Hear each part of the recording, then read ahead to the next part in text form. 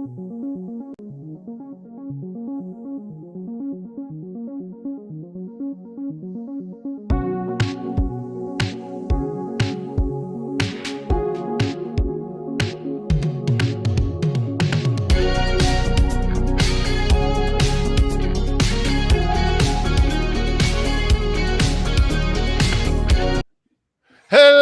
and welcome and hello. This is Total Spotfest. I am JJ. That is Jamie. God damn, I'm going to get this right one of these weeks here. That is Mr. Austin Meg down there, coming at you live. I'm trying to get TikTok, so I have my phone plugged in, and I'm trying to balance my phone with the cable at the bottom, and it's a struggle over here. So, first world problems. But no, hello and welcome. How you boys doing? Doing well, man. It is a Austin's tired, ladies and gentlemen. Yeah, tired, really tired. Still getting used to being on Eastern time. But it is a fantastic time of year for sports, so that's always good to look forward to.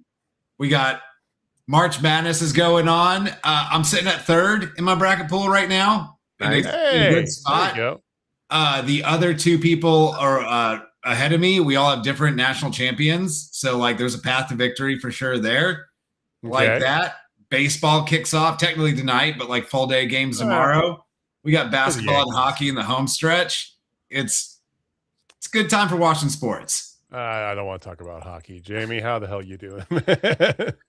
Well, in typical fashion, Kansas did great their first game, which is more than I can say about Mizzou in a home game. But then they lost in a buzzer beater to a really good St. John's team, which also to be expected. So yeah, another non-Sweet 16 par for the course. But it's Bill Self's probably gonna retire here shortly, so we might get a new blood. We'll see. Yeah, new era or whatever. It's see, I didn't do a work pool. I was in the middle. I changed dealerships and things, whatever. So I didn't sign up with my old dealership, their work pool, whatever. So I just did the ESPN brackets, and yeah, I'm way out. I am way out already. I am so bad right now. Luckily, my national champion is still alive, in that. Who do you have, Austin, for your champion? I have the University of Houston on mine. Ooh, okay. But that's only because here's my secret. Here's how you get in the top 3 going in the second weekend. Because I did one bracket where I just went through and I just went off instinct and picked stuff. That one is not doing well. I did another one where I brought up YouTube and just watched some guy that probably knows something about this just throw out what he thought was going to happen. And I just copied that, and that bracket is doing really well. I almost did that. That's my new strategy every year. I'm going to do one on my own and then copy one from someone that actually watches college basketball, because that seems to be the move. I saw a post. Somebody did that with like an AI bot. They just ran it through the entirety of college basketball, and the AI bot picked everything. Right? It's already way wrong. I did 3 brackets. I did one with all my picks. I have Michigan winning it all in that. That might be a good call. Michigan's playing lights out, but everything else sucks, especially because Duke lost. And then I did another one that was like all mayhem, just like ridiculous pits all over the place with a couple like big names making it to the end to win the title. I got Arizona there. They're tied right now, those 2 picks. So story of my life. You got Arizona, don't you, Jamie? I do. I had them going up against Florida. Oh, fantastic. It's great. Effing great. But Florida. On the positive side, there is a positive, gentlemen. Okay. I did bet on Kansas to cover because I bought them at 5.5, and I bet on them to cover, and they covered. So, well, there you go. And my women's bracket's actually tearing it up. So, yeah, it's all right. Well, there is that. It is that wonderful time of year where we do have all the sports going on, right? Baseball starting, as you said, hockey. basketball going. Draft is around the corner as well. Get excited for draft day in Pittsburgh this year. No, mind you. And do it. Oh, your picks are gonna suck. It's fine. You don't know that. You don't know that. Oh, I don't. Can we No. talk about the last 5 years, please? There's been a couple. Hey, Joey Porter Jr. in there, bro. Okay, that's one. What round did they take? Was it Caleb Johnson, the running back that they took? What round did he go? Second round. To fumble a kickoff out of the end zone and then never play again the rest of the And he's like 8th on the depth chart. Yeah. And there's only 3 guys. It's a new era. Okay, it's a new era in Pittsburgh, and I'm trying to be positive. Okay, Triple H. Okay, the new era. Hey man, the atmosphere is going to be amazing. I was debating S tier. Yeah, I will say Pittsburgh knows how to party.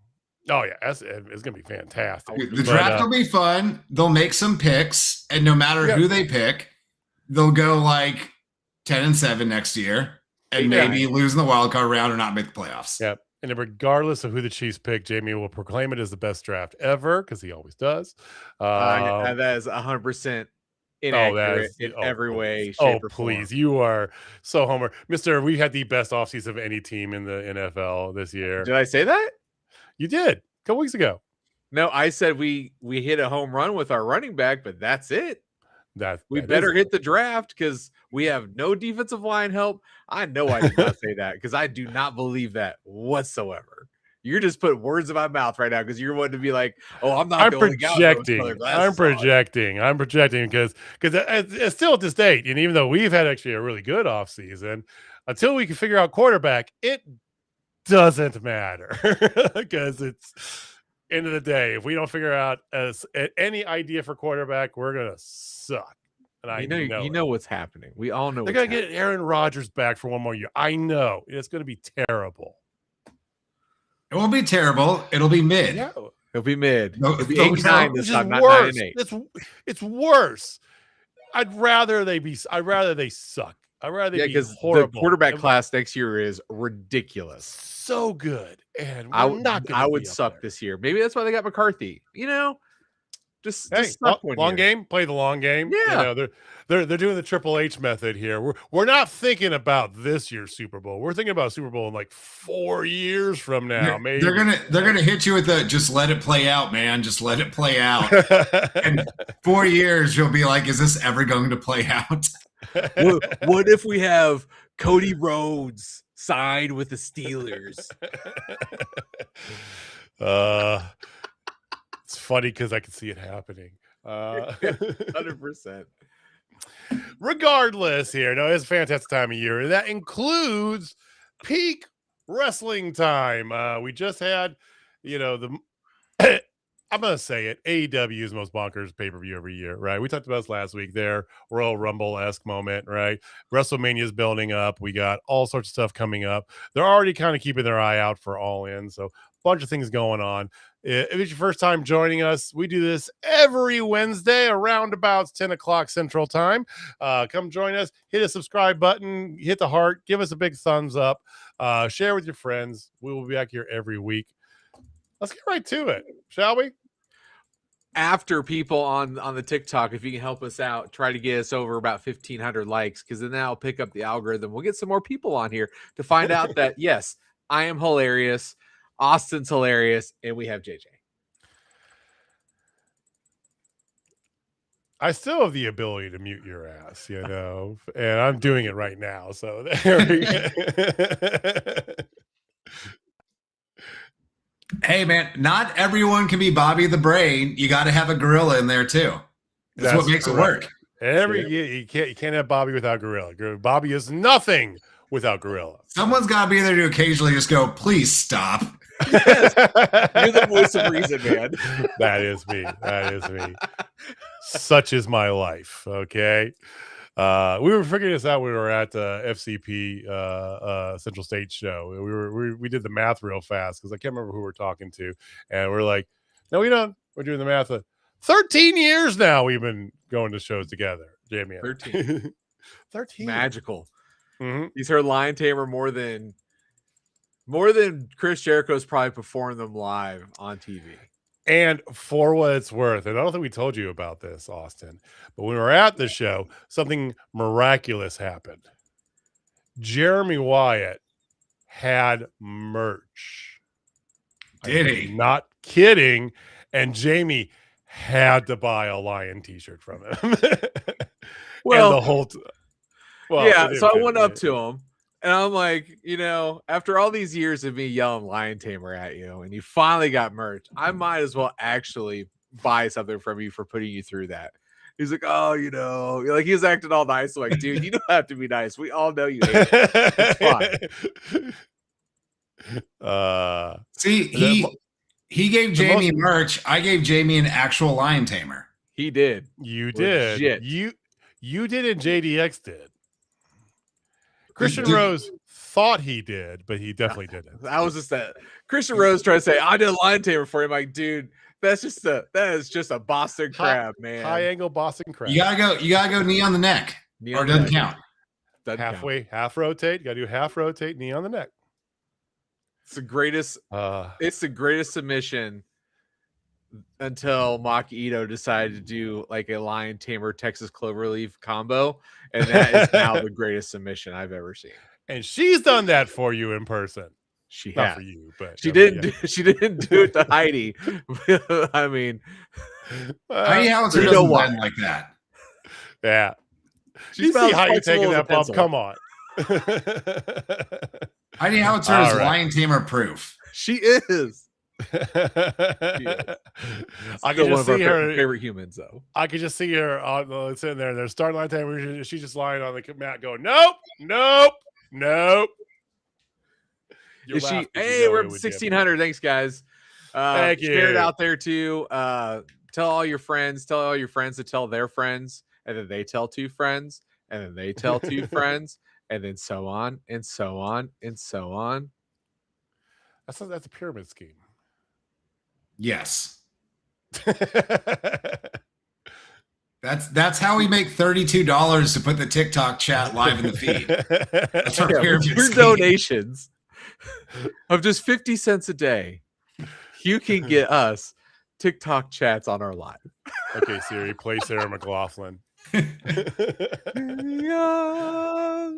All right, Dynamite. Let's get right to it. All right, we have yappered enough. All right, Dynamite is in full. Let's get ready for Dynasty mode. And what better way to do that than to just open the show with minimal TV interruptions?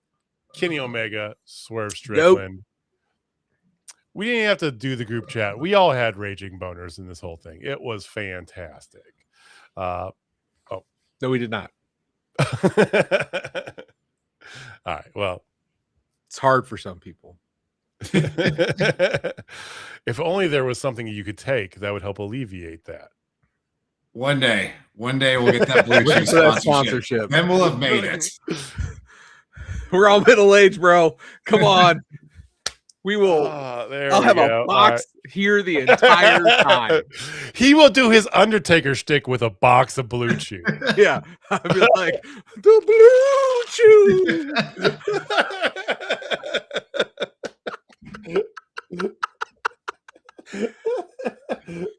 Yes. Oh, Doyle. Kenny Omega-Swerve Strickland. Somebody talk. Go. I mean, what is there? Wrong kid died. Wrong kid died.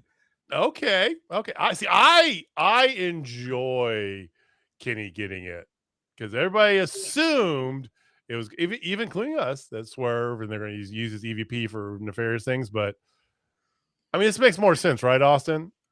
Booking wise. So, I was not the one wearing the super hot and uncomfortable hat all last week. Go back and watch a replay. I damn near threw that thing away after last week. I did say last week that Kenny Omega should win this match. Now, I did pivot later because Swerve using his EVP to take the title off Darby at Dynasty would have been great, but clearly we'll get into it. That's not the direction they're going either. But I did say Kenny should win here. My only problem with it is I wish they wouldn't have started the show with this. only because I started watching Wonder Man on Disney Plus earlier today, and I got hooked. And I had like that good, huh? 10 minutes left in an episode with like 3 minutes till Dynamite started. I was like, I'll kill this episode. I'll finish this. Like, I'll miss the intro Dynamite. It'll be fine. Finish the episode. The show is fantastic. If you haven't seen it and you like Marvel stuff, Wonder Man is outstanding. But I flip over to Dynamite at 8:07 Eastern time, and they are damn near halfway through a Kenny Omega and Swerve Strickland match. So I kind of played myself on that one. I'll have to go back and watch the beginning of it. But when you go to HBO Max, you can do watch from the beginning. Yeah, but once I do that, now I'm behind for the whole show. And who knows how long the overrun's going. Like, I just had to see it through once I got on there. But outstanding match either way. There's usually a match or so. You gotta remember, our group chat has a proclivity to just go, holy shit. Right. Which was amazing how we did it this time. I was kind of surprised that we didn't pop off, especially after that match. I don't know. I mean, if you remember, if we're going back to the scoreboard moment, I was real big on the thought of Swerve getting the EVP as a means to retcon Hanger back in the world title picture. But now when I think about it, they can make something up for that down the road because he's probably going to be on an extended absence. He's taking a nice little break, right? Spend time with the kiddos and the wife. So I just think when you think logically for this here, and they even talked about this near the end of the show, talking about everybody that's in the title picture, how it's crazy. There's so many people out there. We've never seen this before. I mean, it's the cornerstone of wrestling. Everybody wants the title, but whatever, Tony. You got to heal with the title. You take it face next, give it to Kenny. Then you can have Swerve take it from him, right? And then you're setting up for Will Ospreay face, right? It makes more sense, I think, this way. Yeah. Like I said last week, I don't think Hanger needs to be back in the title picture for at least the rest of this calendar year. Maybe longer. And I hope we get a nice long break where Hanger gets to go rest up, hang out with his family. I appreciate that AEW will just like have people disappear for a while. It keeps it a little bit more fresh. So yeah, I think Swerve, if he would have won this and become EVP, like I said last week, I think that's got a shorter shelf life than you would think. This was the right move. Like, Kenny's not getting any younger. Now's the time to put that title on him for one more run. And this is the way to do it. And I'm glad he won clean too. Like, we didn't get any extra bullshit. It was just Kenny won the match. Now he's number one contender.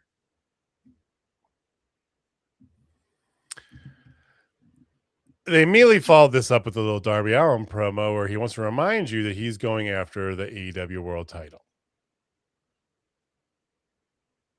I don't remember where it was, Jamie. I saw a headline this past week and I read parts of the story.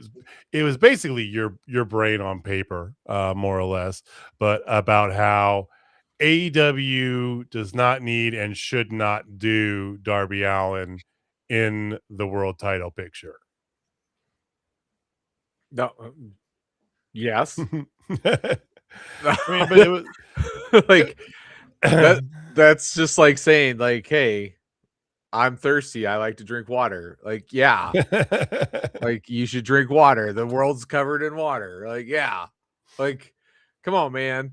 That's like literally saying if you are AEW and you want a particular person to be champion and you want them to finish their story, I'm out. Yes, that's right. I'm calling Darby Allin Cody Rhodes. He's getting that belt at some point, man. It's going to happen. Just like Cody Rhodes did. And he will. How boring was that? Twice. I have no doubt in my mind or illusion that at some point in time he will hold the belt. Should he know? I know. Should he know?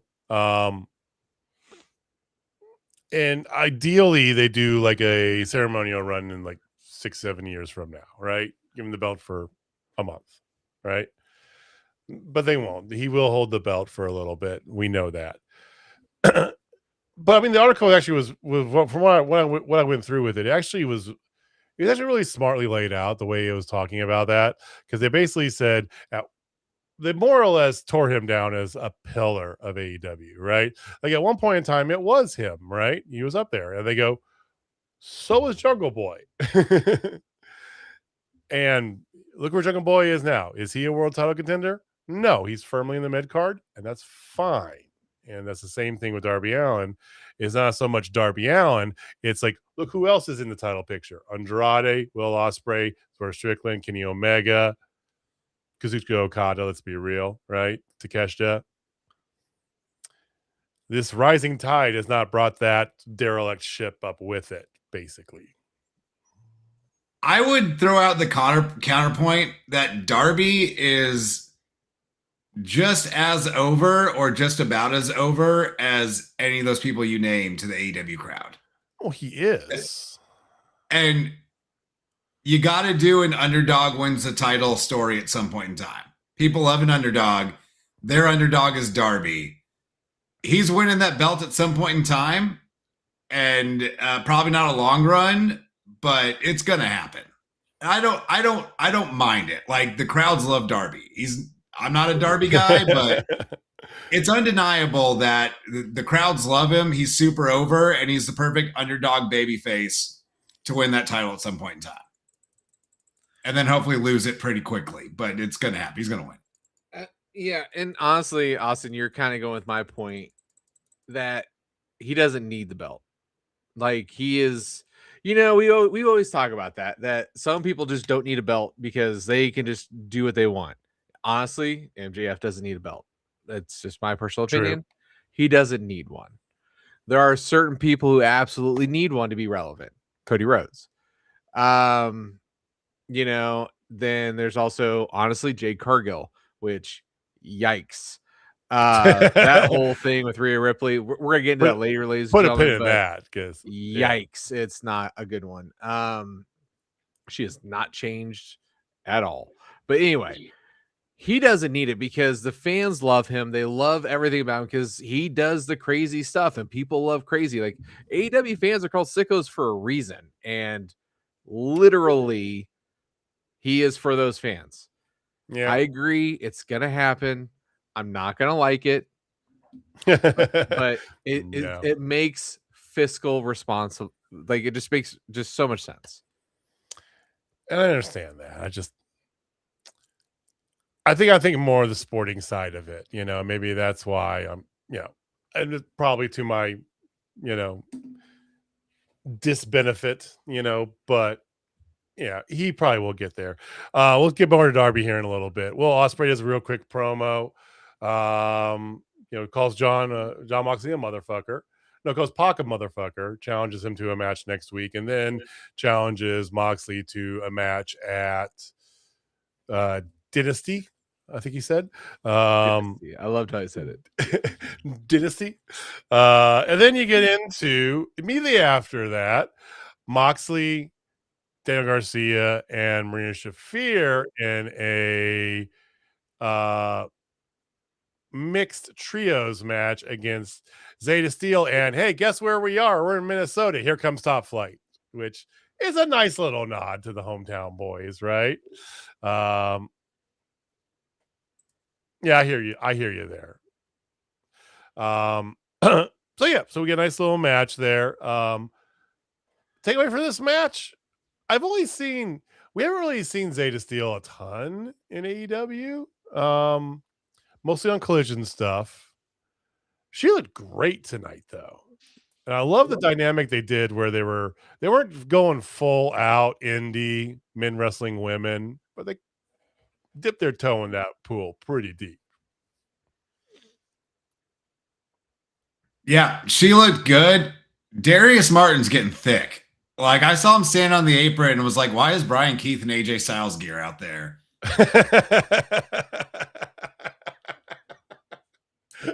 It's kind of jarring that AEW has been around so long that both Dante and Darius Martin just look like adults now. They were like young as Yeah. shit when it started. I know.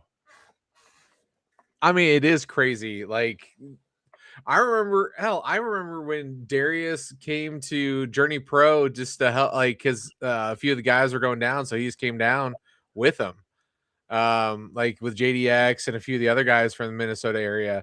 And I remember how tiny he was then, and now you look at him like, yeah, boy's definitely beefed up a little bit. Well, he's grown like 5 inches too, I think. Oh no, that's his brother. He's just that's getting Dante. taller, and his hair is getting Okay. taller too. Dante. Well, the Death Riders did win. Moxley takes the mic and reminds Will that, yes, I am a heel. This isn't personal. You're just a guy in the way, basically. It's all business, right? And he accepts the match. They didn't say, and I hope they don't, but they didn't say it was for the Continental title. I hope it's not. I was going to mention that. Yeah, go ahead. Yeah, because I mean, Continental title has rules, and I think Will Ospreay wants this to be a little bit more "F you, let's fight dirty" sort of match, right? And I also don't mind that because you can give Ospreay the win and still keep that title on Moxley for the inevitable callback to Takeshita Okada, Don Callis family. So, on the other side, the Continental title has rules that include absolutely no one's allowed at ringside, which does help Ospreay quite a bit. True. I definitely could see this not being a title match, but I don't think it'll ever sit right with me for the champion to be in a match on a pay-per-view and the title would not be on the line. Like, it's just weird to me. Okay. Completely agree.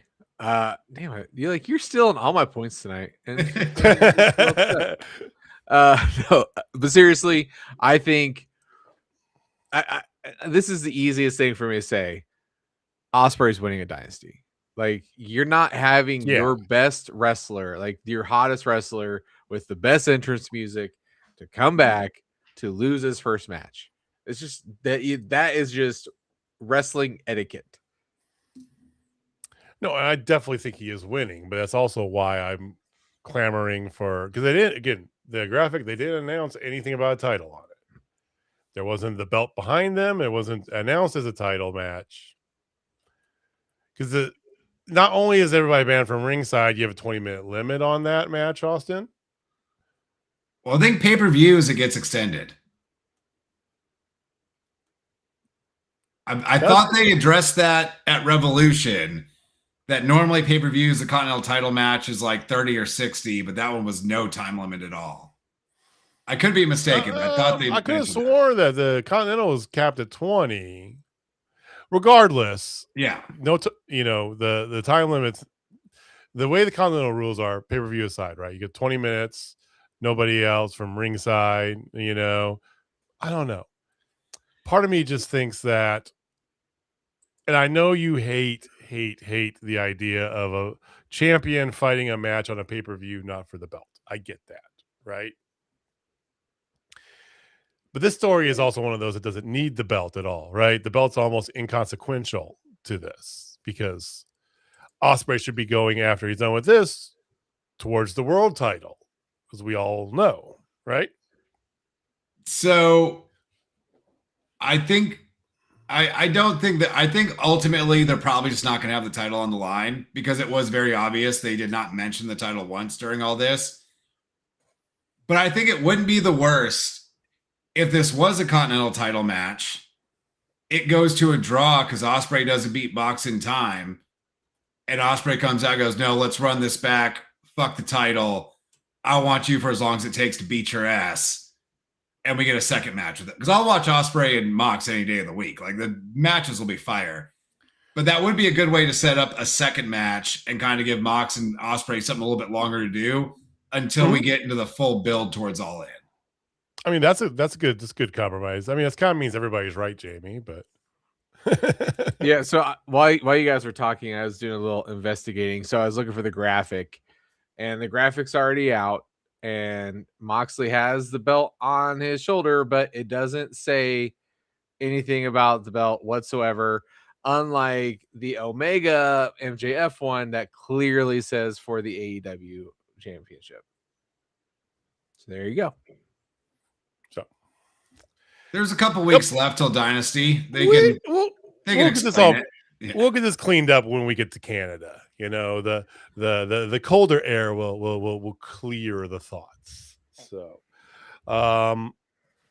Young Bucks do a quick little promo, and then you get Speedball Mike Bailey versus Rocky Romero. Okay, good fun little middle of the card match. You know, to kind of cleanse your palate there. You know. Really quick on that match. Yeah. Is it maybe I just didn't see it right? Did Speedball completely whiff on his finisher? It looked to me like he came up short on that backflip double knees. And like barely. I may or may not have been reheating a burrito when that happened. That's fair.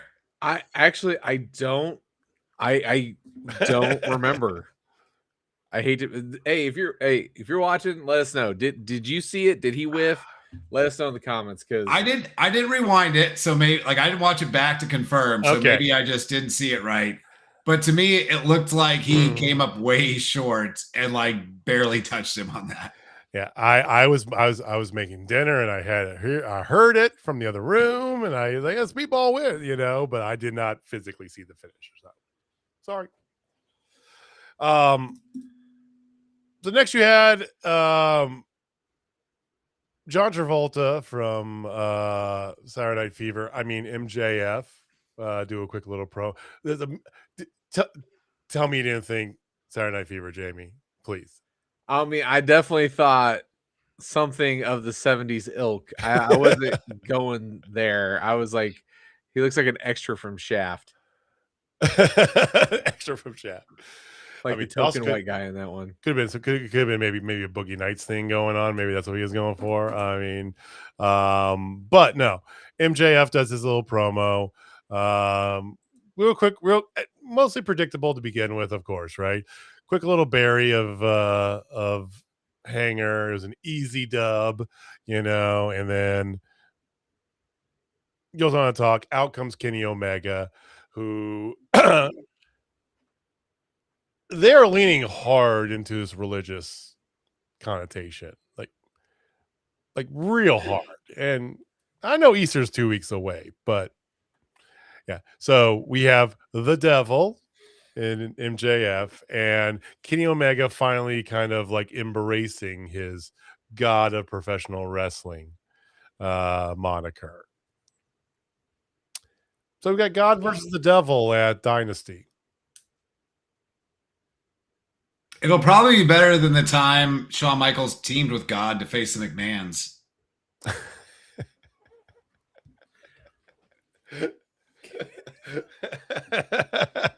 For those of you watching, listening that aren't in your 40s or approaching your 40s like us, that's a thing that happened in the early 2000s. It was not great. That's not a joke either. That actually happened. So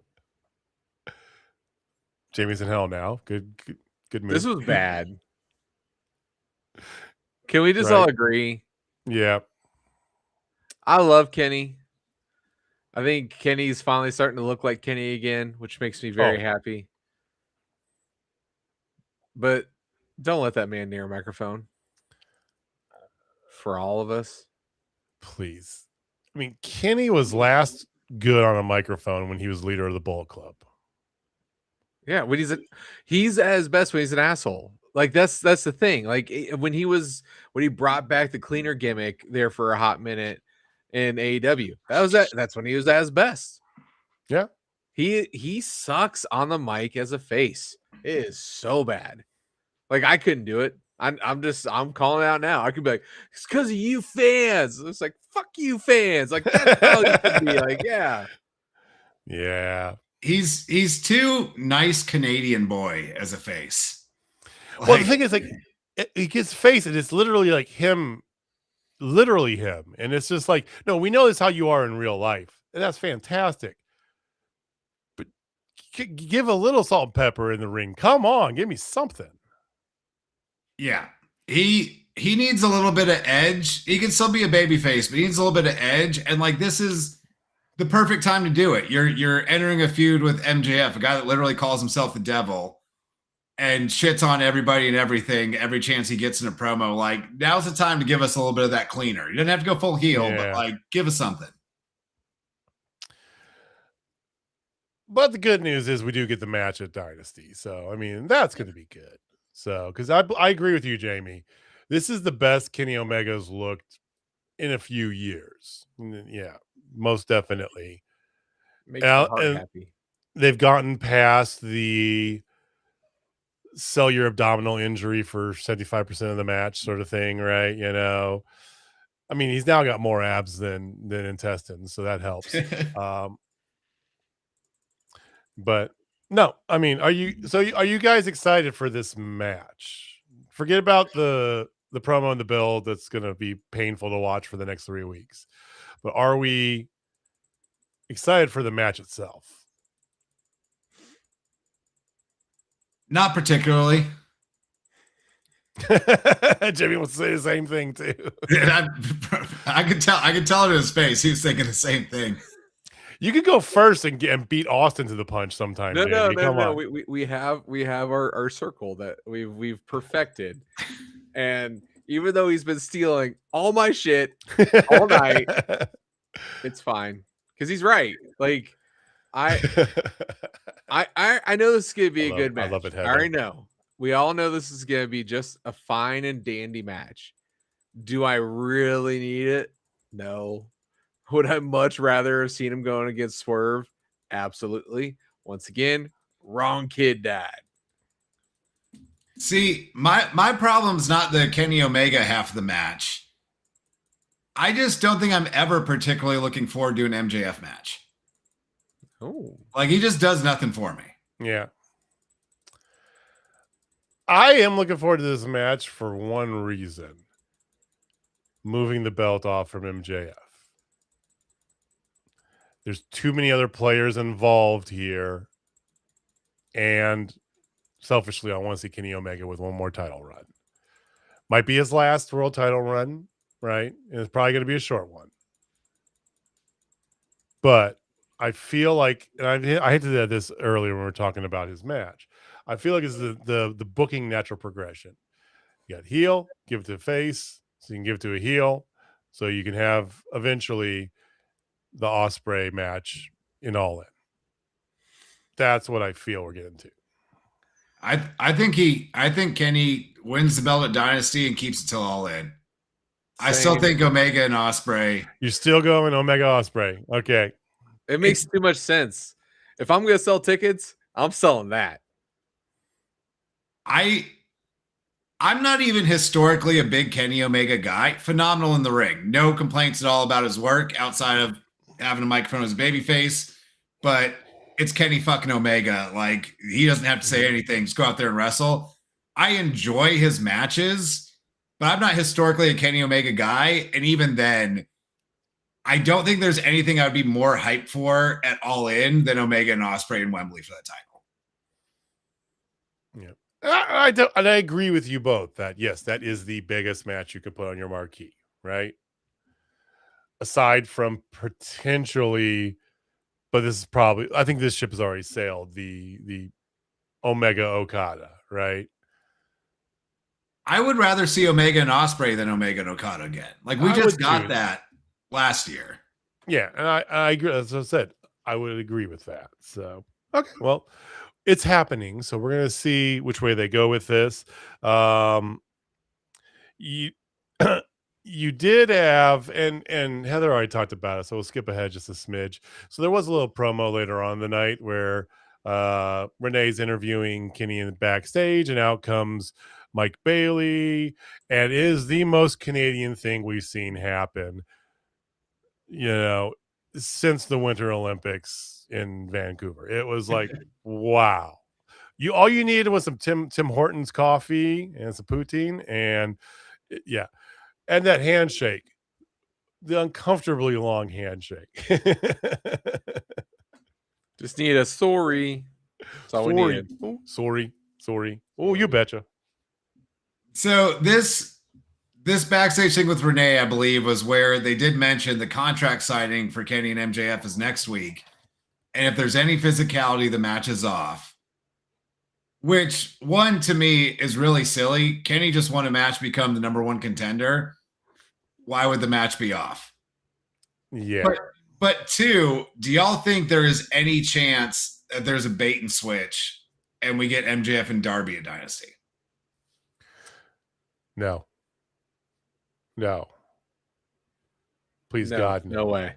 No. I'm hoping not, but it's real weird to like do all that setup for we're doing Kenny and MJF at Dynasty, then be like, oh, by the way, the contract signs next week. And if there's any physicality, you lose the shot. That seems like a weird thing to throw out there and not pay off. I mean, that's a very weird step to put out there. I'm not going to argue with that. And yes, Vancouver, you're not far from Seattle, but you're also in Canada. So I sure hope they don't, but I think there's a non-zero chance there's a bait and switch. God, I hope not. I think if there is, it's just to give MJF one more pay-per-view as champ, and then he loses to Kenny at the next one. But let's hope they just stick with what they got right now, and we get Kenny Omega as champion in like 3 weeks.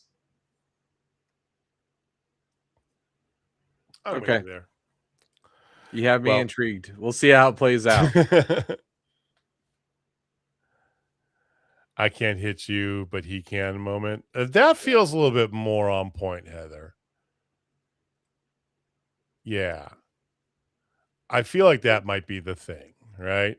Because remember, MJF has bought the services of the entirety of the Don Callis family. So minus Andrade. Well, technically not. I mean, but and probably Takeshita too. Probably all of his B players. He's bought all of his B players. He bought Mark Davis and Lance Archer, is what you're saying. Oh, they got Mark Davis real good. Okay. Hey, I'm glad with what they're doing with Mark Davis. He's living his best life right now. I mean, this is the best. I mean, we've never had a problem with wrestling Mark Davis, right? Is always packaging what you do. The second you got away from Aussie Open, which Kyle Fletcher does. I mean, Kyle fucking Fletcher, right? You know, but the second you broke up, you literally had nowhere to put Mark Davis, and you found somewhere to put him. That makes sense. I dig it. Cage and Cope had a quick little promo backstage as well. Spoiler, Christian Cage is still an asshole. Okay. And Copeland goes into this. They are leaning hard, Austin, into the Beth Phoenix almost died angle, which I know you're infuriated by. I can see it in your fever going on. I don't fucking get it. It's Beth Phoenix. Like, well, she did get hurt and did have neck surgery. She also eliminated the Great Khali from a fucking Royal Rumble. Like, you're not taking her out with the Spike Pile Driver is all I'm saying. I mean, technically they did the Cobra of Santino Marella too. Hey, the Cobra is a knife edge chop to the jugular. That's lethal, man. Lethal.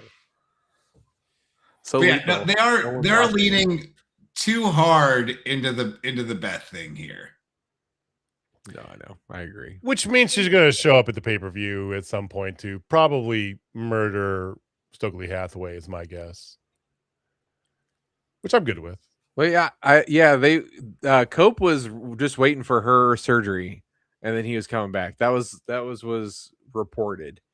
So was he filming something too? Yeah. He filmed Percy Jackson.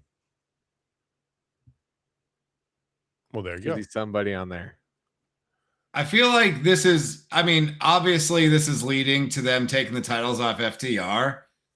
But if this was a huge swerve and it just leads to Christian turning on Cope again, that'd be the funniest thing ever.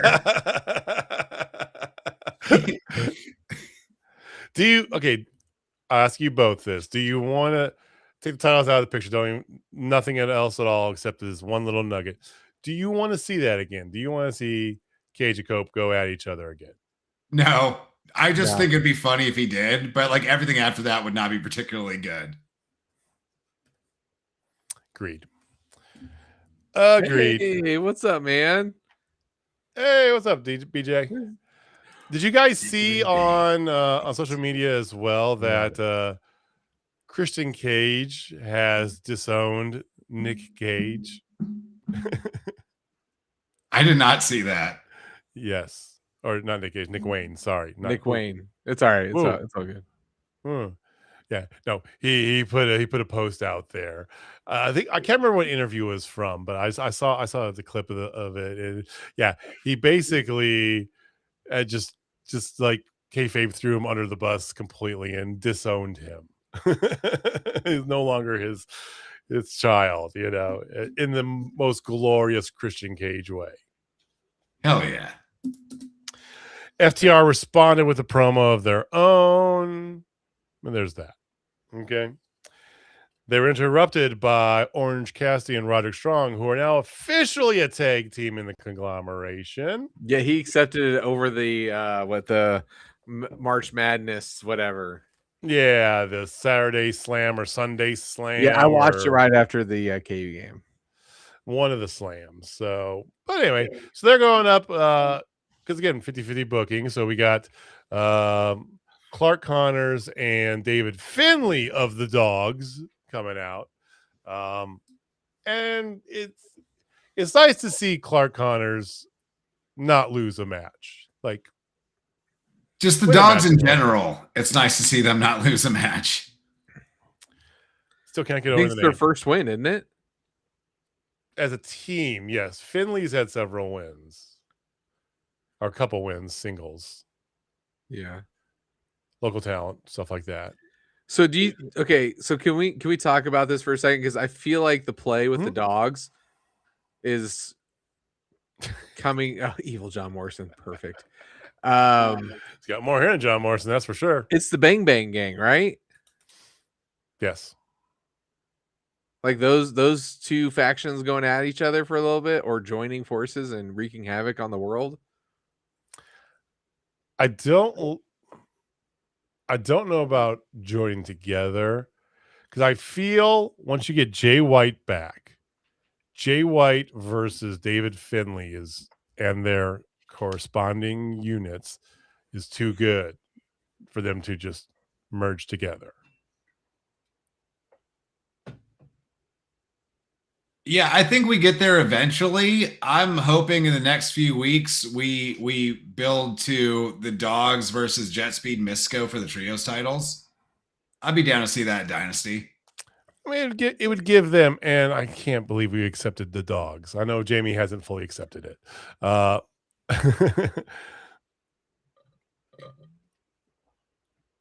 would like to see that.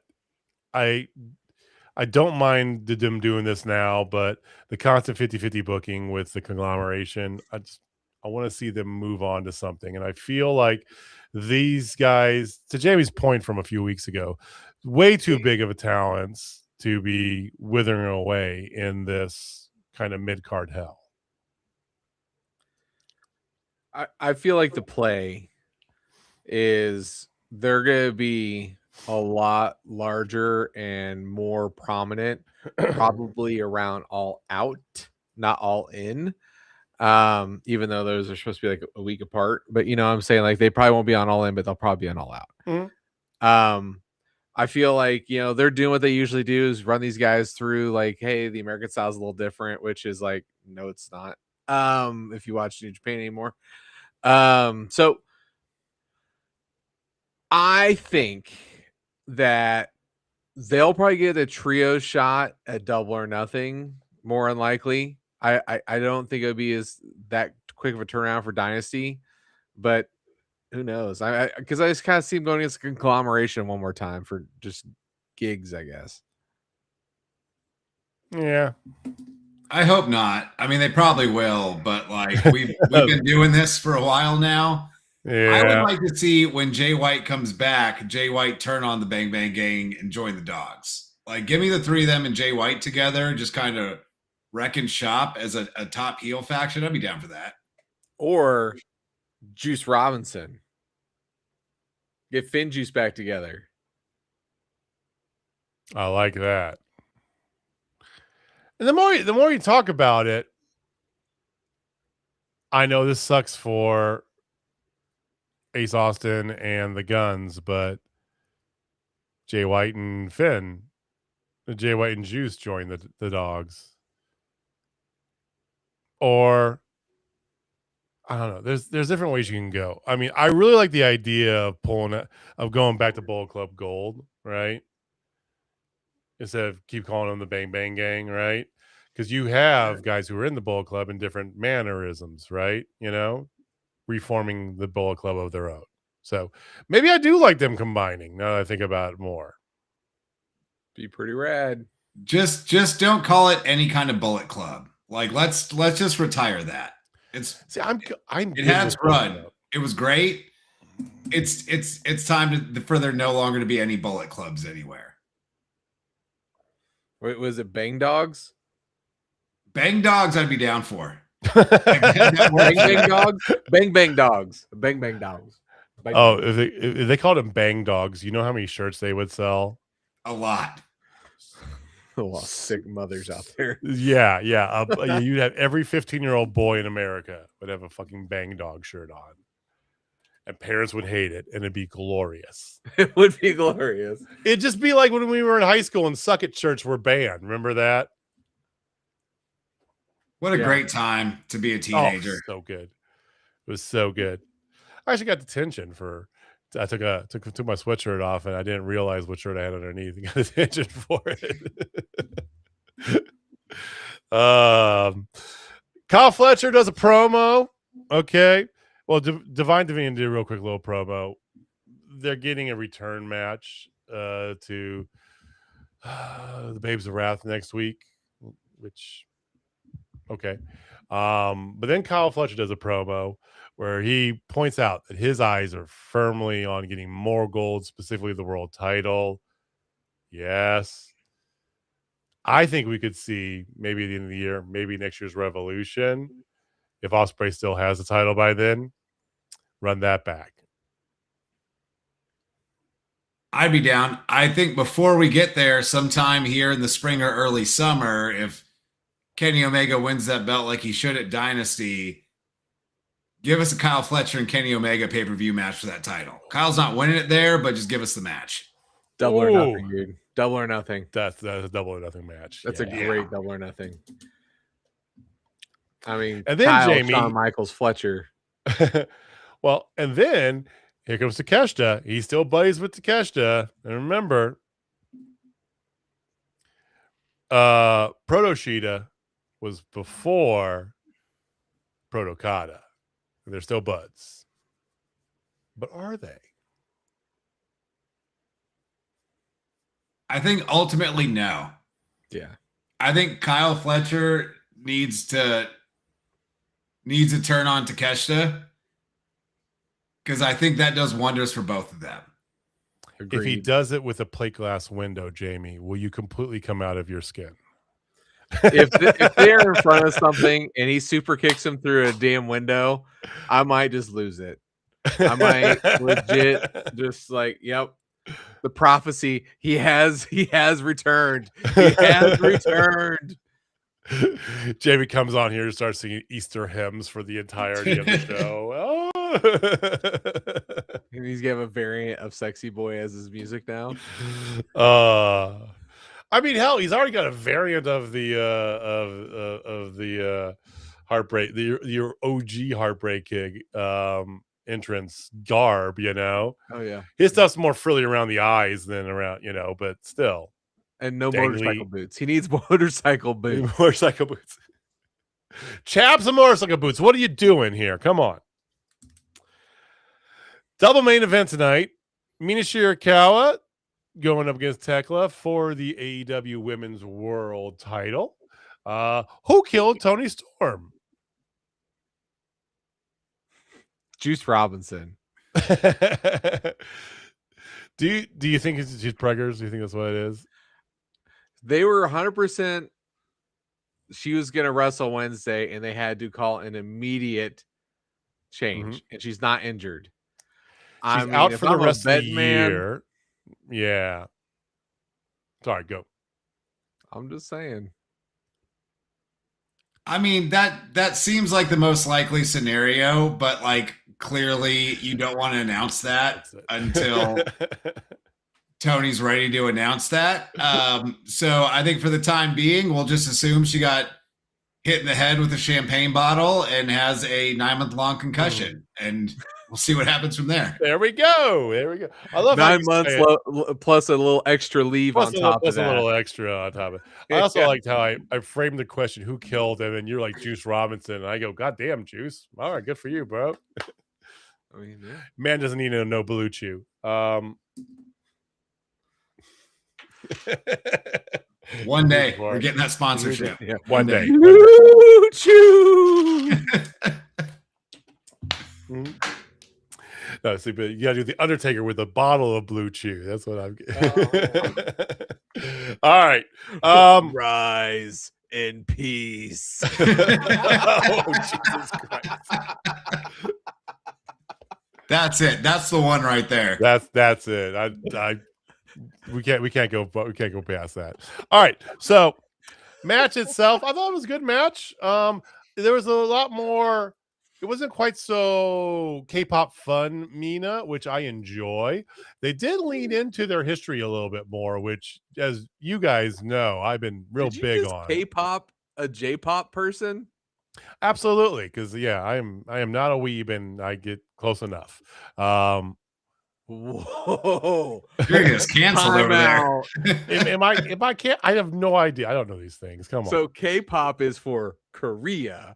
J-pop is for Japan. Okay. You don't know the difference, man. So you know what that sounded like? It's like, I do know that XG is Japanese and Blackpink is Korean. Correct. Okay, I know a little bit. I have never heard of either of those things before. You ever heard Blackpink? No. You heard the stupid song, the Apata? You know, the I popped out my tit. I popped out my tit. No, I did not know that existed. I was just like, I've never heard that song in my life. Well, well, I have teenage daughters, so of course I've heard that song. That's fair. Yeah. There's that. Anyway, I do like how they leaned into their history from Stardom a little bit, because as you guys know, Mina's exit, and they didn't fully address this, but Mina's exit from Stardom was basically getting murdered by Thekla. So she was the idol killer. Yep. And match was fun. It was good. It was a little bit of a throwback. Now they both have a little bit different styles than they were in Japan. So it wasn't quite like a complete throwback, but I thought it was a good fun match. And of course, Thekla does dirty heel shit to win. Love it.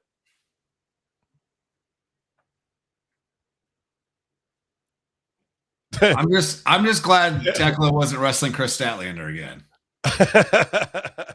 Yeah, and my daughter Bailey, she's a huge Chris Statlander mark, and she's like, oh yeah, she's just like, I really wish she was facing Stat. I'm like, no, it's time to move on. And she's like, no, well, I just don't want her to have as long of a reign as Stat did. I'm like, oh, she's gonna have a longer one. She's like, no, she's not as good. I'm like, she is way better. and Bailey's like, no, because Bailey doesn't fully Bailey the wrestling things. Right. I'm like, no, she's got better stuff. Like wrestling wise, Stat's amazing as a wrestler. Just like she's also banned from a microphone. Yeah. I appreciate that. I feel like Tekla's just holding that onto that title until Mercedes Moné decides to come back. Yep. Absolutely. Which she said was very soon. Yep. I mean, she's down to what, 3 belts now? 3. So we're almost fully deflated. Time for the rise of face, Mercedes. So the prophecy has been foretold. we got a lot of prophecies. I swear to God, we are not doing a whole Lenten theme tonight. So tonight's show. I promise you that. Okay. Well, like I was saying earlier about Hanger, like getting to go away for a while, and AEW being good about just letting people be off TV for a while. I feel like Mercedes has been off TV the perfect amount of time. Yeah. Like I'm genuinely excited for her to come back sometime soon.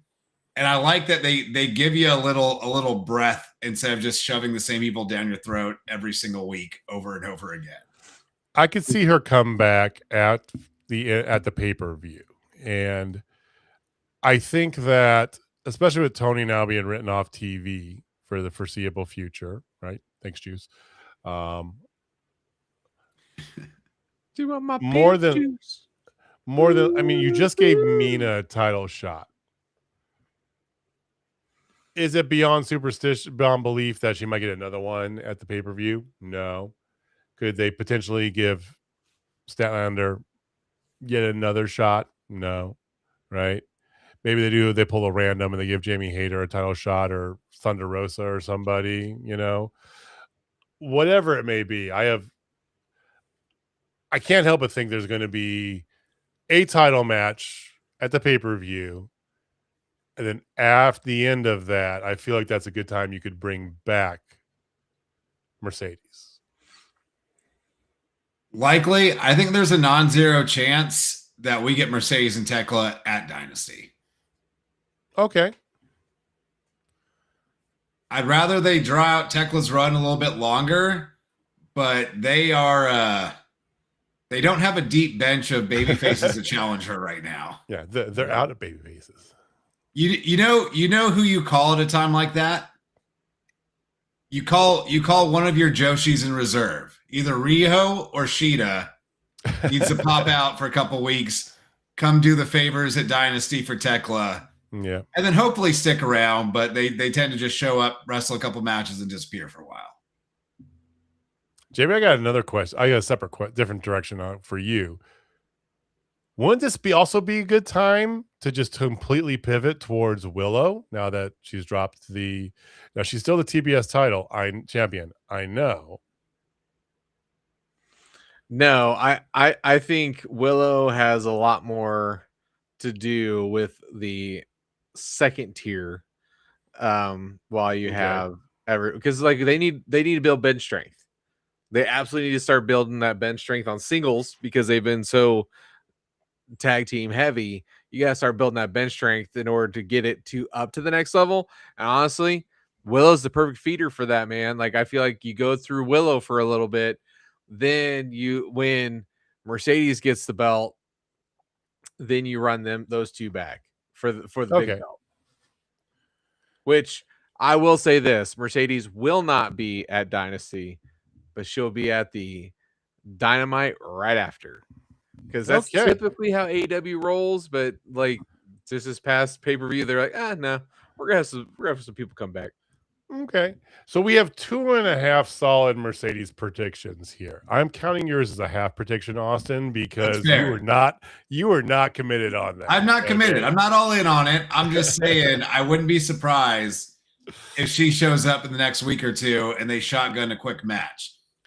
I think in the meantime, if you're not going that direction and you need a babyface challenger for Thekla Dynasty, why throw out one when you could throw out two? Give me a triple threat with Thekla and the Brawling Birds. It's a good way for the heel to retain the title, and you have two legitimate contenders. Windsor or Hayter could challenge for that title any day of the week. I think that'd be a fun thing to pivot to for a pay-per-view cycle. Okay. I love your Joshi idea better. I miss Shida on my TV. Yeah. Same. I miss Riho on my TV too. And I feel like Brawling Birds have been building up to now that you have the Divine Dominion. I'll remember that one day, I promise. With the tag belts, I feel like you've been building up the Birds to go against them. I don't think you do that just yet, though. No, you gotta savor that. I think maybe Double or Nothing. I don't think you put the tag titles on Divine Dominion to take them off this quick. And I don't think you want to trot out the Brawling Birds out there to just lose in 3 weeks. Fair. And Divine Dominion, honestly, like their packaging and what they're doing with them is great. I gotta give them props on what they're doing with those two. I say you don't do a tag match at the pay-per-view. Oh, they're gonna have a tag match. It'll probably be if you do it on the buy-in. Okay. Yeah, Yep. give them a Something fun defense that goes like 5 minutes. that you know they'll win, right? You know. All right, the band has a quick promo. Surprise! Ricochet thinks he should be in the title picture as well. Okay, Hey, he's back on TV, so everybody, all's good with Ricochet. I mean, he's not wrong. I mean, I think he's earned the ability to be in a higher spot. Wrestling wise, he's just as good as everybody in the title picture, to be fair.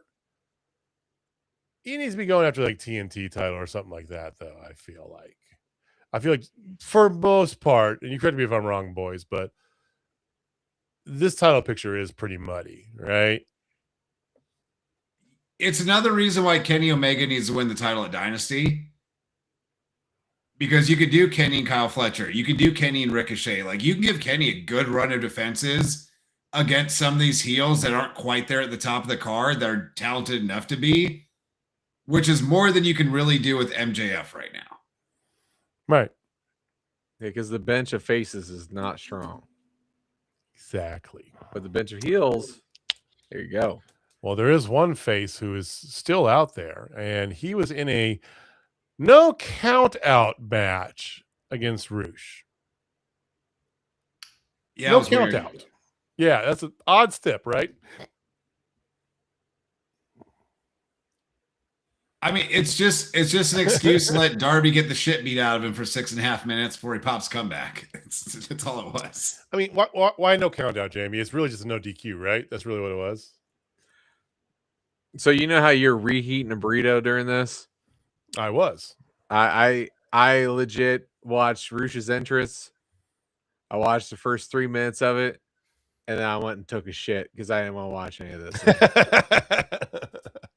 Actually, I didn't. I just forgot food. I'm just messing with you. But I just had zero desire. Could have got shit in the middle because you don't know. Darby just irritates me because he just does the same match every time. There's nothing. It's literally like facing the Ultimate Warrior. Like, it's the same match every single time. Most of the time. Darby and Ospreay was great. Well, that's because Ospreay. Come on now. But just like Hogan Warrior was a great match because honestly, back then Hogan was a decent worker. Yeah. I mean, Hogan also had the exact same match. Except for when he was in Japan. Did you watch some of the Japan stuff? I've seen his Japan stuff, but Hogan's Hulkamania run, honestly, it was always a Darby Allin match. He got the piss beat out of him for 80% of it, and then he just popped comeback and won. So basically, Darby Allin is the Hulk Hogan of 2026. Oh, I so many ways we could go with that. I'm not going to touch any of them. Oh my God. I'm leaving that one. To be fair, Darby Jack Perry was a fantastic match too that they had a few years back. Okay, really good match. Yeah, I mean, it's Darby gets the victory. He gets a piss beat out of him. You have the signature Darby moves, which are a kamikaze tope suicida, and then jumping off of things in different variations. Dude, did he jack his face right onto the announce table too when he did that one? It looked like his face was like boom, and then like he fell back. Yeah.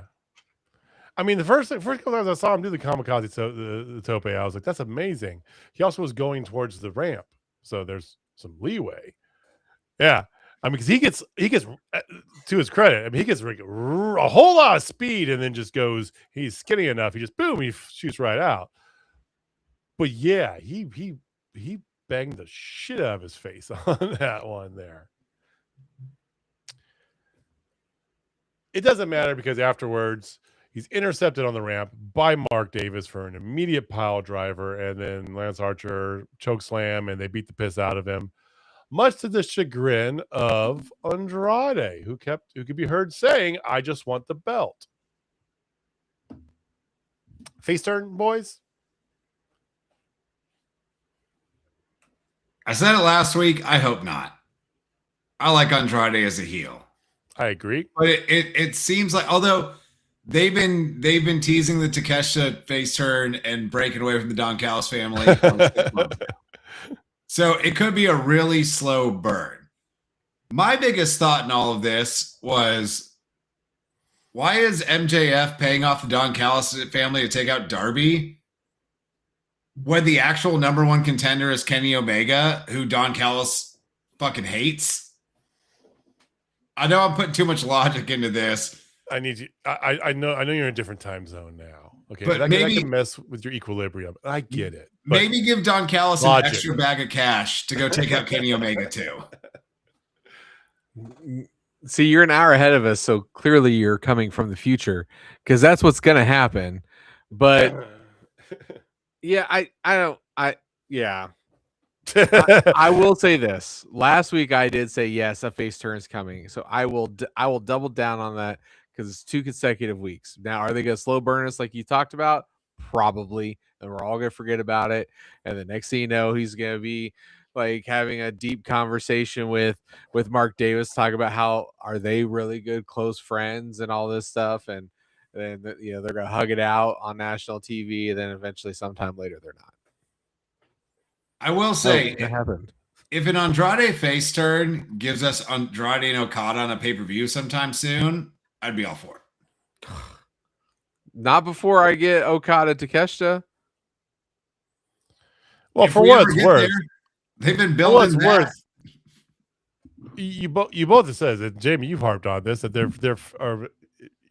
I'm exhausted, but their face cabinet on this top picture is mighty slim compared to the drawers and drawers of heels they have. So one of them, I think, has got to go face sooner rather than later. Not only for them, but for the title picture, but also for the Don Callis family. Give a little clarity. Speaking of all that, do y'all think they're taking a little bit too much time getting to Takeshita and Okada again? Yes. Way too much. People are already starting to forget about it. I feel like they're planning on that for All In. For the same damn reason you both have said, Omega Ospreay, and then underneath it, Okada Takeshita. And that's fair. But if that's where you're going, the Takada or Takeshita Okada stuff should be like starting around now, not starting around September or whenever they started happening. Well, they'll probably start around Double or Nothing. If I had to fantasy book this, I would say you put the Continental title back on Takeshita at Double or Nothing. He beats John Moxley at Double or Nothing, like the one final return, however you get there, right? And then that's immediately after that, he starts yelling towards Okada for title unification, right? That's how you start building that up. That's what my guess is they would happen. That makes sense, but they started this at Full Gear or a few weeks before Full Gear last year. Like, I know. I'm just saying this is drawn out a little too long. This is WWE level slow burn. Yeah. You're not wrong, but anyway. Well, that was Dynamite. So we're starting to get the build going. We are a few weeks out. We got a tag title match. We got a world championship match officially. We have a John Moxley Will Ospreay match, may or may not be for a title. And then we'll get more in the next couple of weeks here as we go along. All right, we did want to talk about WWE, but before we get there, Jamie, I think something's been sorely lacking from this show.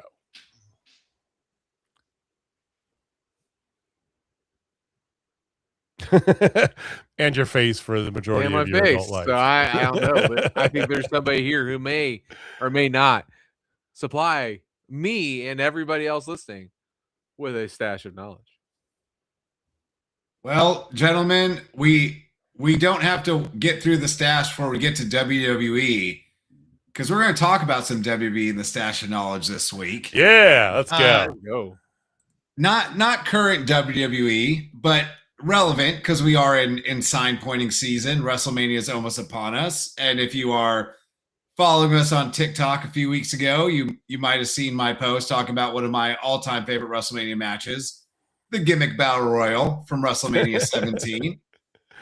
And I thought it would be fun, since that was 25 years ago, that maybe we rebook a new Gimmick Battle Royal.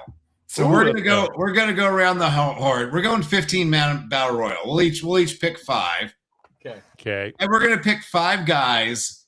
And I think the parameters are gonna be, they can't still be wrestling in WWE. Okay. And they had to have been there after the year 2000. It had to be gone by 2015. So we're going a big breath here, but all that still at least 10 years ago, up to 25 years ago.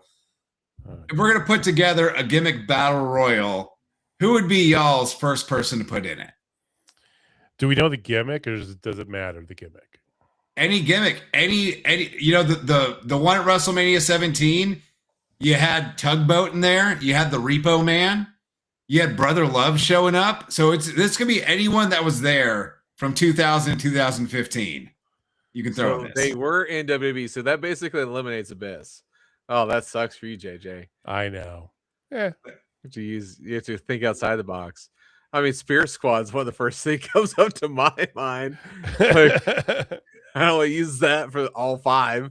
But you know what? I'll use one of them. Dolph Ziggler. There you go. I'm gonna use. You said had to be wrestling after 2000. Yeah, we'll go from the millennium till about 2015. There's some flexibility in there, but they have to have been gone for a minute. Where if you saw this on WrestleMania, you'd be like, "Oh shit, I ain't seen that guy in a while." You can choose the gimmick you want, but you got to put Mick Foley in there. Yeah, that's. But Mick Foley was before 2000. He was there in the early 2000s. He never said they couldn't be there before 2000. Yeah, they just had to be there after 2000. After 2000. Okay. Well, I was working with the construct from 2000. Hey, you gotta understand the assignment, bro. Sorry. There's a lot of overlap. People come and go. We're just using a rough time frame of 2000, 2015. So we got Dolph Ziggler, who I think Dolph Ziggler, wasn't he there a few years ago? We're still going to count it. But I think he only got fired like 2 or 3 years ago. Yeah, a couple years ago, but they went to TNA. So we got Dolph Ziggler. We got Mick Foley. Whichever iteration you want of Mick Foley. Any of them. They all work. All 3 of them. They're all great. You could go Mick Foley for 3 of them. Yeah, that has happened before. But no, we're just going to go. We'll go with Cactus Jack, Mick Foley. Hell yeah. Always a solid choice. Always a solid choice. I'm gonna go more of a deep cut, not super deep if you've been watching wrestling a long time, but something maybe the younger generation is not familiar with. I'm going with Vladimir Kozlov. That's solid. Okay. I will say in the dozen or so times I've done Extra Talent and been backstage at WWE and seen most of their roster that was around like the 2010 to 2015 range. There is not one person in that company I ever saw backstage that was like, damn, that guy's way bigger than I thought he was than Vladimir Kozlov. That guy's a brick shit house. All right. Nice. Okay. You know what? I'm going to go with somebody who was in the Attitude Era but made a major gimmick change in the 2000s, and they since retired. I'm going to go with none other than John Bradshaw Layfield, JBL.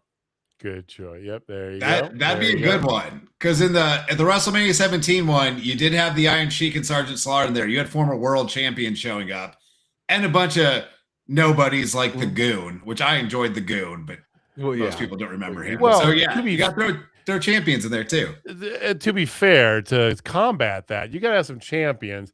You also got to have some people who are definitely going to get eliminated and just be cannon fodder, right? And while I'm not trying to say this, not trying to disparage this man's whole career, you got to put some cannon fodder out there, and I'm going to choose Damian Sandow as my cannon fodder. Hell yeah. Great pick. Great pick.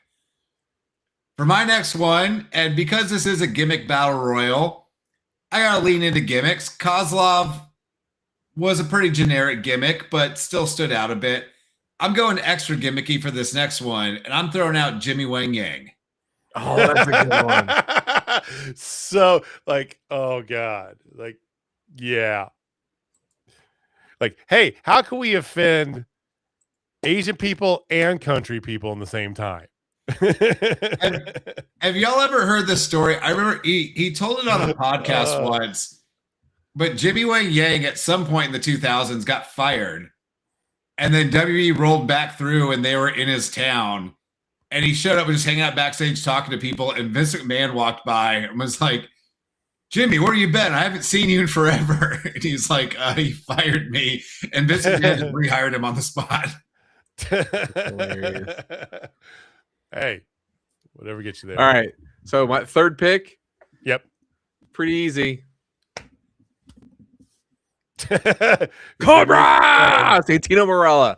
That's fodder. That's fodder. Yeah. That's either fodder or he wins the entire thing. Yeah. The nowhere in between. The Blonde Miracle. We have a gimmick here, so I mean it could favor the Master of the Snake. So you know, with the parameters you set, you're giving a timeline that is right there when WWE took over, and there was a whole invasion angle initially from WCW. So who are some people in the, early 2000s from WCW who would look good in a gimmick battle royal? Well, I would say Perry Saturn would look great in a gimmick battle royal. Put him in. Perry Saturn proper or Perry Saturn with Moppy? Ooh. Gotta be with Moppy, right? I'm going with Moppy. Yeah, it's got to be with Moppy. Because it's a gimmick battle royal. You got to bring the gimmicks out. Yeah. Hell yeah. That's a good one. I'm a big Perry Saturn guy. So I love Perry Saturn. Oh. For my next one, I'm adding a little bit more fodder to it. Although this guy did win.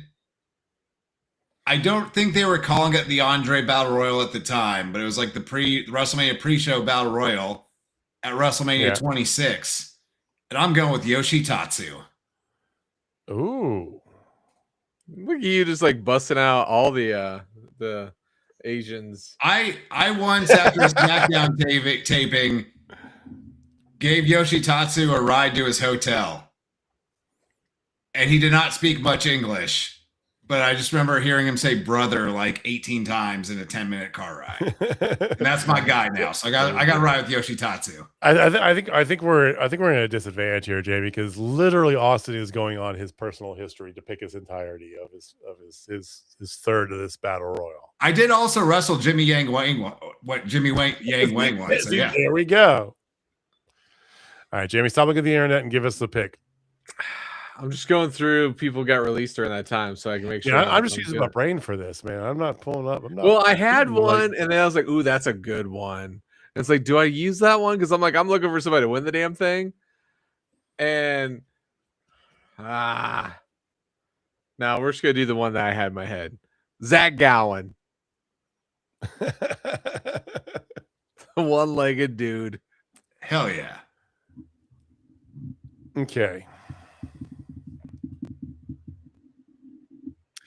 This is a gimmick battle royal. So it's a battle royal. There is some unnamed gimmick or every gimmick imaginable that you can think of, right? If you're having a gimmick battle royal, you need to have a gimmick wrestler. You need to have Hornswoggle in there. That's a good one. That is a good one. That's a good one. Now, I feel like if you have Hornswoggle, you got to throw Finley in there as well. True. But I'm not going to pick him. We're just going to just add him along with Hornswoggle. Finley's getting in there too because Finley's fucking rad, and he deserves to be in there. All right. So we got a 16-man battle royal. Okay. I feel like what's a battle royal without a big man? You got to have the big man in there. True. And I'm going with one of the biggest big man that ever was big. Oh God. The Great Khali. Like you go Khali, aren't you?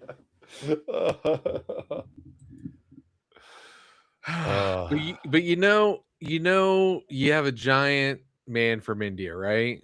Well, yes. I want to have somebody who used. It's your last pick, by the way. Do what? It's your last pick, by the way. I know. Okay. And I want somebody who used to sail the West Indies. Paul Burchill. That was going to be my 5th pick. Oh, look at you still. I got you finally. He stole everything from me today. Hell yeah, you got one. I was thinking about going for some shock and awe sort of stuff, but no, I don't think I'm going to go there. 2000, 2015.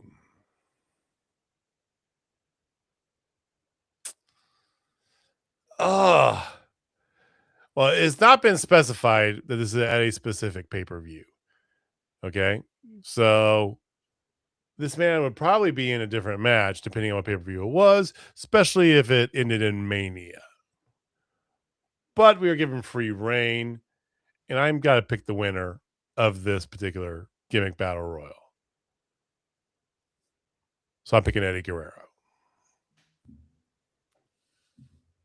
I mean, Eddie Guerrero I know. He's the correct answer to any question. You can never go wrong with Eddie Guerrero out. Absolutely. But you're going with the Latino Heat gimmick version of Eddie Guerrero. Yeah, not the light cheat steal. That's fair. I got to go for my last one. We got 2015, and an era that encompasses a lot of largely forgettable WWE, including a period that I think a lot of us would like to forget, which was WWE CW. Oh. Which included the Sandman. So I'm throwing him out for my last pick. See, I was trying to think of the guy that was the vampire with Ariel. That guy. That's who I was trying to think of. I can't think of his name. Kevin Thorne. Yes. Kevin Thorne. Yes, yeah. That's a solid one. There's so many. That was because he debuted that gimmick in the rebrand ECW launch. God, that was so bad. I mean, Heidenreich would have been a decent one. Heidenreich would have been great. Yeah. There's like so many just like I thought about pulling out Rob Van Dam, but I was like, I can't do that. I just can't do that to the guy. See, I think RVD's up there with Eddie Guerrero. And like JJ said, when he was throwing Eddie Guerrero out, like he would never be in a gimmick battle royal because he's just too talented. They would put him in something else. I feel like RVD's kind of in that similar boat of you would do something else with him, but they need to do one of these WrestleManias coming up. They need to do another gimmick battle royal and bring back all these people from like 10 and 20 years ago. Just remember they were there. Thank you for acknowledging us today here with your stash.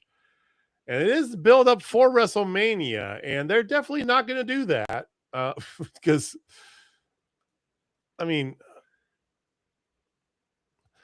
I've heard people talk about this, and I know we get criticized that we're ultra critical of WWE, right? Yeah, kind of. But I've heard many people talk about this as being like, quote unquote, one of the worst built WrestleManias ever. It is. It's bad. It's really bad. I have been watching Raw weekly for several weeks now. And I've been trying my hardest to just pick out the good things. I did a TikTok video for us last week. Couple good things I saw on Raw.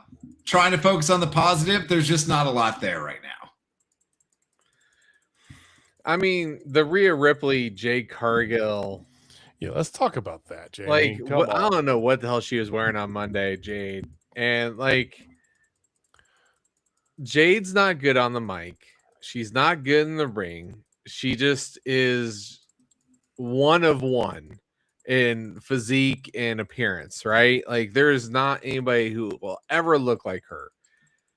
And she's making tons of money off of it. And I'm more than happy for her. Like, you go, girl. But man, I have no desire to watch Rhea Ripley win this match. Because that's what's happening. We all know that. Yeah, it needs to happen. There's real heat there, real heat in no that. one likes Jade. Chucker. Nobody likes Jade again. And here, okay, I am not trying to defend Jade by any stretch of the imagination. I do want to say this though. During her AEW run, there was a couple shades of stuff where you could add some actual personality into her and make her an actual pretty good character, right? Remember she did the whole like the stomp performance thing with like members of her old like sorority coming out, right? You could lean into that a little bit more, right? You focused on a lot when she won the title, her kid there and doing all this, right? You could have focused on some more of that stuff instead of just going back with this, just I'm that bitch, right? And now she's literally a look. She's not a wrestler. She's a look. That's all she is. That's her gimmick. A look. I will say in Jade's defense, there is nothing more pro wrestling than having someone who looks like $1 million that can't talk and can't work and trying to make magic with them. Like this business is built on that. That's fair. You're not wrong. This is also not 1987. That is true.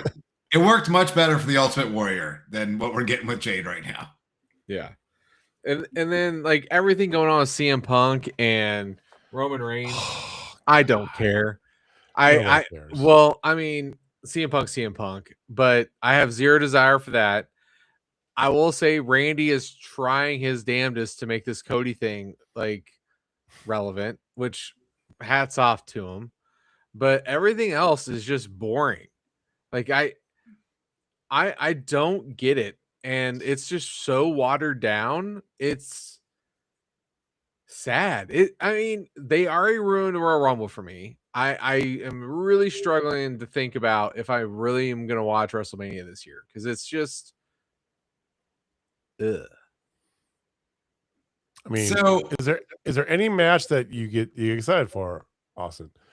I mean, maybe Stephanie Liv gonna be good. Maybe, I don't know. Maybe I'm not a Liv Morgan guy. Like she's perfectly fine in the ring. I've no criticisms. Like I don't like the character Liv Morgan. Okay.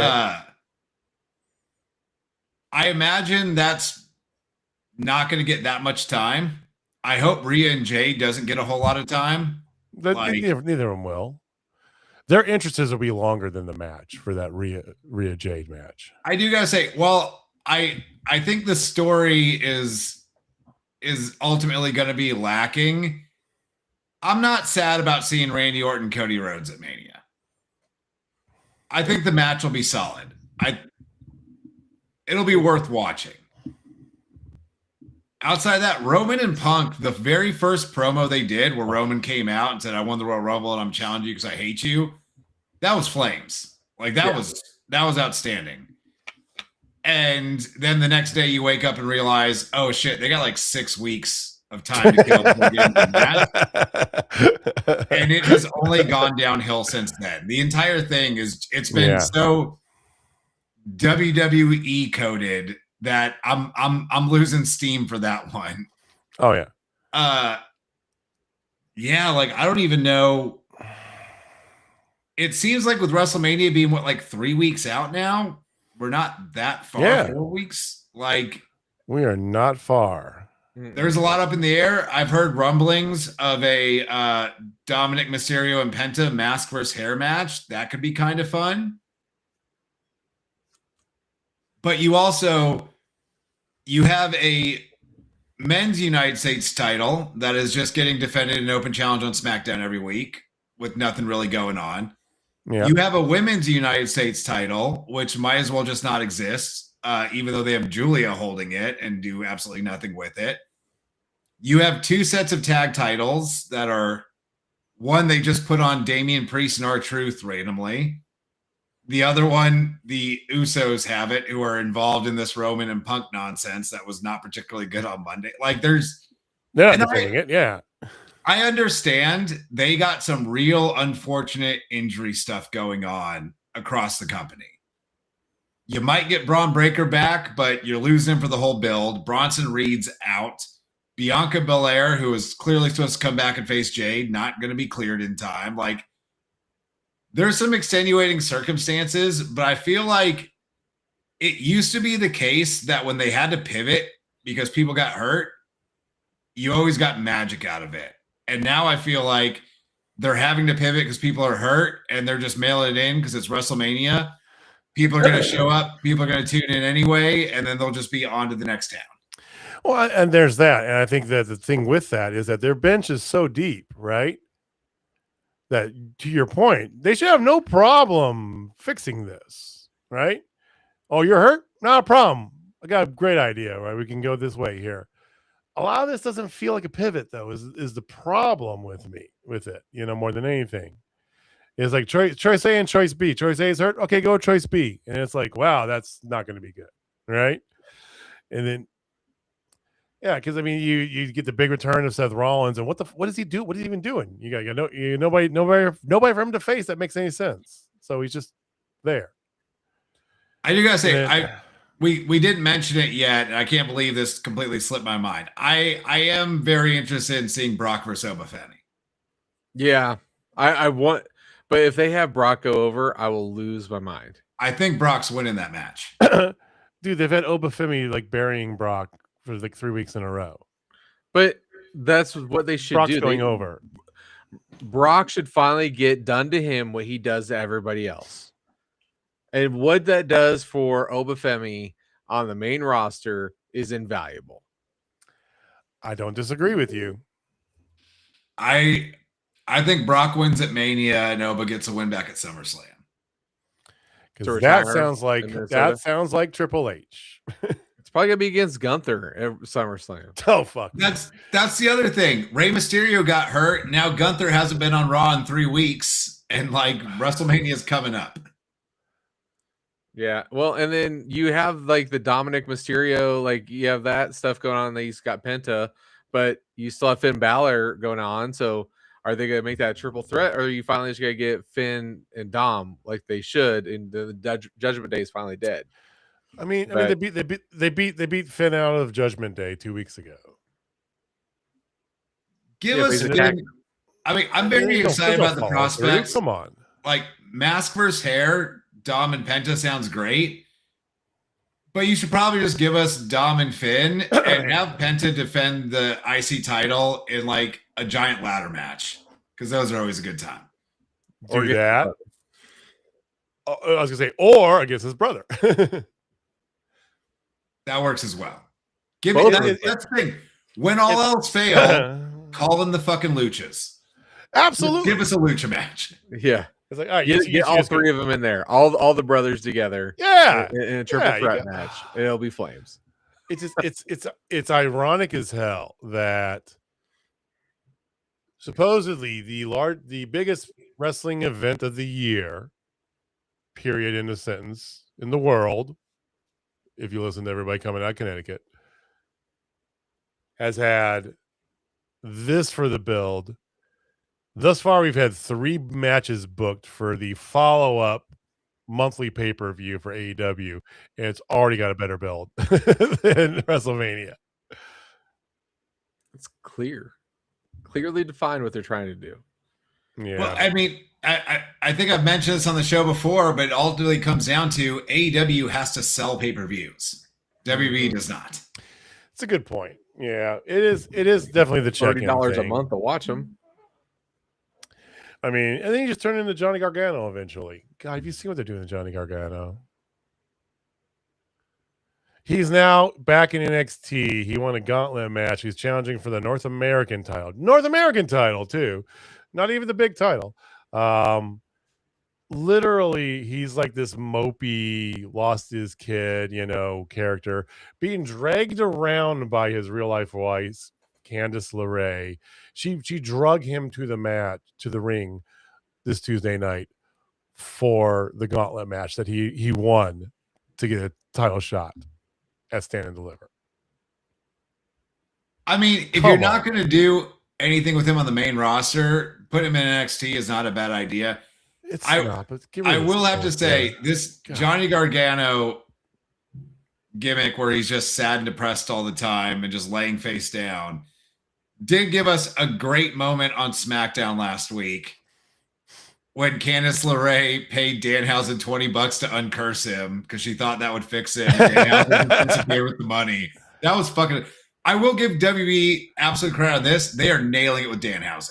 I was going to say the same thing. I was the biggest skeptic. You both know this. I was like, fuck, this is going to suck, right? They don't know what to do with him.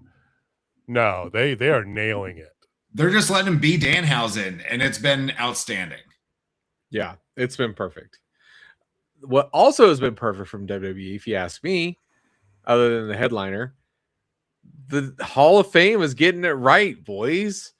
Like, we got Demolition, and then obviously, if you happen to watch our TikTok and saw us and Reddick's video, Sid Vicious in the Hall. Psycho Sid, actually. They're not calling him Sid Vicious. But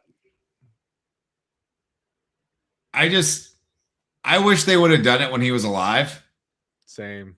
But I'm glad it's at least finally happening. But it should have happened years ago. Well, because he came back on Raw and squashed Heath Slater in like 2012 or 13 or something like that. So he could have been on that bad of terms with the company. I mean, both him and Demolition should have happened sooner, but at least it's happening, right? There was a time, boys, when Psycho Sid was prepped to be like the biggest heel of heels, right? Not just in WWE, but also in WCW, back before pre-Monday Night Wars when people would be going back and forth. He was in both of those and prepped to be the biggest heel ever made. Didn't quite get there booking-wise, but I think the problem with Sid is he was too likable to be a top heel. Like, Sid was just fucking cool. Yeah. And that's what happened. Survivor Series 96, Shawn Michaels is on his boyhood dream babyface run. They go to Madison Square Garden, and that crowd is solely behind Psycho Sid. It's just rad. So you're happy with the Hall of Fame, even though all the graphics are like half Stephanie McMahon, Jamie? Pretty much. I mean, you know what? I'll take wins where I can get them from WWE, and we're finally getting Demolition and Psycho Sid. If you happen to watch the video at the very end, I did put the Psycho Sid theme at the end on our video. I try to put the whoever we're talking about, I always try to put like their music in at the end. Like for today's is Tony Storm. I put Tony Storm stuff in there. But yeah, that was a nice trip down memory lane. His old music was fire. James getting so good with his TikTok editing. I don't know about that. I'm trying. Is it you? Yeah. Oh, all right. Anything else you guys want to get to in the week in wrestling? No, I think we got just about everything. Yeah. There's a lot. All right. So next week we continue the build towards the Dynasty. We will see what this contract signing entails. Get ever closer to WrestleMania. And that's it. So we will be back same bat time, same bat channel. If this is your first time here, thank you for joining and thank you for listening. We appreciate you guys giving us some of your time. Hit that subscribe button, give us a big thumbs up, tap on the screen, give us some hearts if you're on TikTok. Follow at Total Spotfest everywhere we are, and we will see you guys next week. Jamie, take us home, man. All right, ladies and gentlemen, if you're not down with Total Spotfest, I got 7 words for you.